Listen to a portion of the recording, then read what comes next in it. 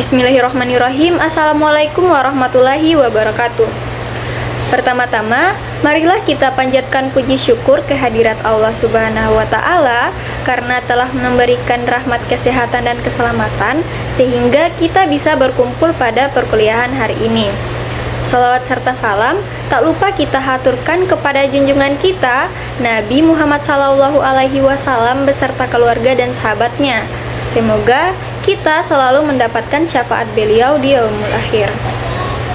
Yang terhormat Ibu Dr. Randa Arfiati MSI dan teman-teman sekalian yang sempat hadir pada perkuliahan hari ini. Perkenalkan, kami dari kelompok 3 yang beranggotakan 4 orang, dimulai dari saya sendiri, WODA-nya Aulia Hakim, dengan NIM A1I1230099 selaku moderator sekaligus pemateri kedua. Selanjutnya Nurmalisa H. Asis selaku pemateri pertama, Aura Frisilia selaku pemateri ketiga, dan Fitrah Yanti selaku pemateri keempat. Di sini kelompok kami akan membahas mengenai alat-alat evaluasi non-tes, dimulai dari pengertian alat evaluasi, alat-alat evaluasi non-tes, dan tahapan evaluasi non-tes. Untuk lebih jelasnya, langsung saja kita masuk pada pemaparan materi pertama mengenai pengertian alat evaluasi. Kepada pemateri pertama, Nurmalisa H. Asis, saya persilahkan. Baik, Assalamualaikum warahmatullahi wabarakatuh. Perkenalkan, nama saya Nurmalisa dengan NIM A1I1230059. Baiklah, di sini saya akan mempresentasikan tentang pengertian alat evaluasi. Menurut para ahli, yang pertama Jihan dan Haris pada tahun 2012, halaman 55 dalam bukunya yang berjudul Evaluasi Pembelajaran, menyamakan istilah evaluasi dengan penilaian. Mereka menyebutkan bahwa penilaian adalah proses memberikan atau menentukan terhadap hasil belajar tertentu berdasarkan suatu kriteria tertentu. Lalu Arifin pada tahun 2009 halaman 5 menyebutkan bahwa evaluasi adalah suatu proses yang sistematis dan berkelanjutan untuk menentukan kualitas atau nilai dan arti dari sesuatu berdasarkan pertimbangan dan kriteria tertentu dalam rangka pembuatan keputusan. Sedangkan menurut Taib Nafis tahun 2008 pada halaman 4 mengatakan bahwa evaluasi hendaknya membantu pengembangan, implementasi, kebutuhan suatu program, perbaikan program, pertanggungjawaban, seleksi, motivasi, penambahan pengetahuan, dan dukungan dari mereka yang terlibat. Berdasarkan beberapa pendapat ahli, maka dapat disimpulkan bahwa evaluasi adalah penilaian terhadap suatu proses secara sistematis dan berkelanjutan terhadap hasil belajar untuk menentukan kualitas dan membantu pengembangan, implementasi, kebutuhan, dan perbaikan suatu program. Untuk menerapkan sebuah evaluasi, maka dibutuhkan pula sebuah alat. Alat merupakan suatu cara yang diperlukan untuk mencapai tujuan yang telah ditetapkan. Menurut Fatur Rahman tahun 2007 halaman 15, alat dibagi menjadi dua, yaitu alat verbal dan alat bantu nonverbal. Alat evaluasi yang biasa juga dikenal dengan istilah instrumen adalah suatu alat yang digunakan untuk memudahkan seseorang dalam melaksanakan tugas atau mencapai suatu tujuan secara lebih efektif dan efisien.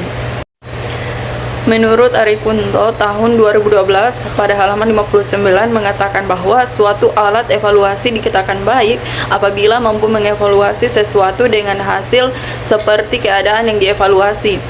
Sedangkan menurut Dewi pada tahun 2018, alat evaluasi merupakan alat ukur untuk menilai dan mengevaluasi sejauh mana proses pembelajaran tersampaikan kepada peserta didik.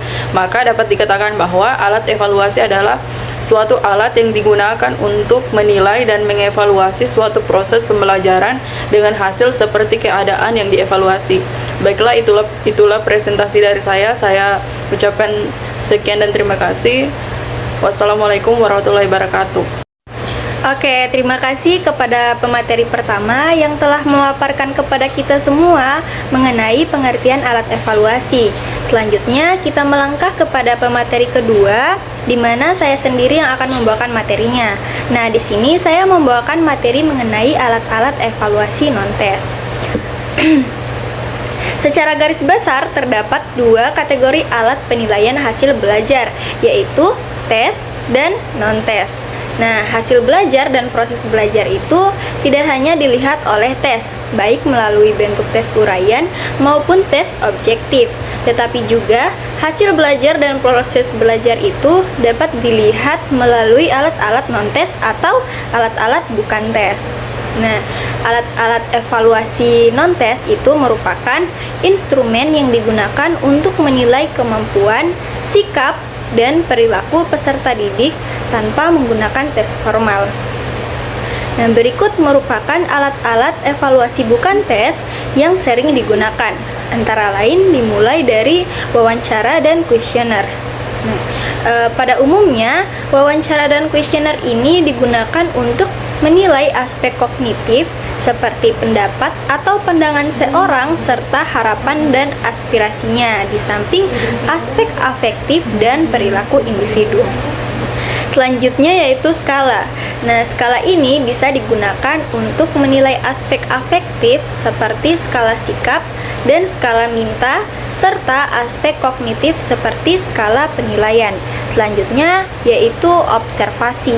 Pada umumnya, observasi ini digunakan untuk memperoleh data mengenai perilaku individu atau proses kegiatan tertentu. Kemudian selanjutnya yaitu studi kasus.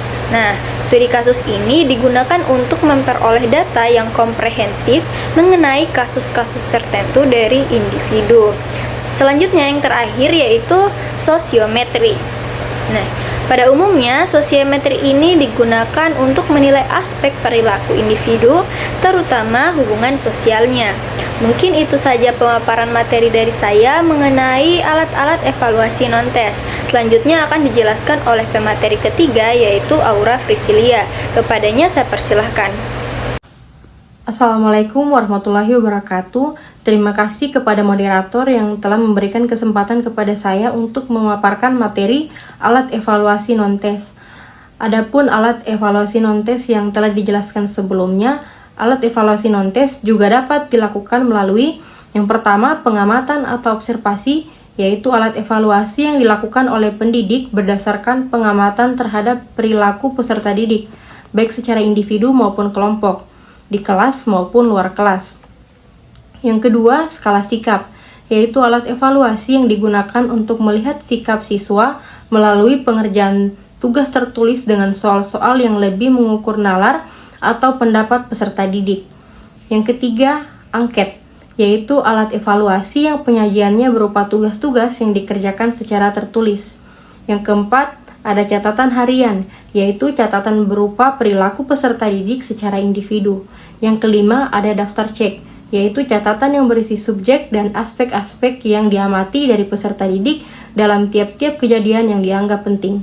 Sekian pemaparan materi dari saya ucapkan terima kasih. Terima kasih kepada pemateri ketiga yang telah memaparkan kepada kita mengenai alat-alat evaluasi non-tes. Selanjutnya kita melangkah kepada pemateri keempat sekaligus pemateri terakhir yang akan membahas mengenai tahapan evaluasi non-tes.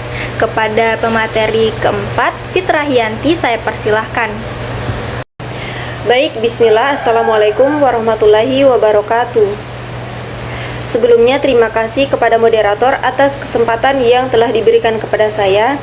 Saya Fitrahianti dengan NIM A1I123072. Nah, di sini saya akan menjelaskan poin C, yaitu tahapan evaluasi non-tes. Nah, pada tahapan evaluasi non-tes ini terdapat 7 langkah dalam pengembangan penilaian teknis non-tes yang dikemukakan oleh Afandi tahun 2013. Nah, poin pertama yaitu menetapkan apa yang akan diukur. Nah, pada poin ini kita akan menentukan aspek yang ingin dinilai seperti kepribadian, kepemimpinan, tanggung jawab, emosi, motivasi, dan sikap. Kemudian poin kedua, menentukan instrumen. Nah, pada poin menentukan instrumen ini kita akan memilih metode penilaian. Metodenya itu bisa berupa angket, wawancara, observasi, studi dokumen, portofolio, atau analisis hasil kerja. Kemudian poin ketiga, menentukan definisi atau batasan. Nah, pada poin ini kita akan menjelaskan secara jelas apa yang dimaksud dengan setiap aspek yang akan dinilai agar tidak salah dalam mengukurnya. Kemudian poin yang keempat, menentukan format instrumen. Nah, pada poin ini kita akan memilih bentuk pertanyaan atau alat evaluasi seperti pilihan ganda, skala penilaian, atau isian bebas. Kemudian yang kelima, pengembangan kisi-kisi. Pengembangan kisi-kisi ini kita akan membuat pedoman tentang bagaimana pertanyaan atau instrumen akan disusun agar semua aspek yang ingin dinilai tercakup. Kemudian poin keenam, menulis pernyataan. Nah, pada poin ini kita akan menyusun pertanyaan atau pernyataan yang akan digunakan dalam evaluasi. Poin terakhir yaitu analisis rasional. Nah, pada poin ini kita akan memeriksa kembali apakah semua langkah sudah sesuai dan alat evaluasi dapat memberikan hasil yang akurat. Mungkin itu saja pemaparan materi dari saya. Kurang lebihnya mohon dimaafkan. Wassalamualaikum warahmatullahi wabarakatuh. Saya kembalikan kepada moderator. Baik, itulah presentasi dari kelompok kami. Saya selaku moderator mohon maaf atas kekurangannya dan terima kasih. Wassalamualaikum warahmatullahi wabarakatuh.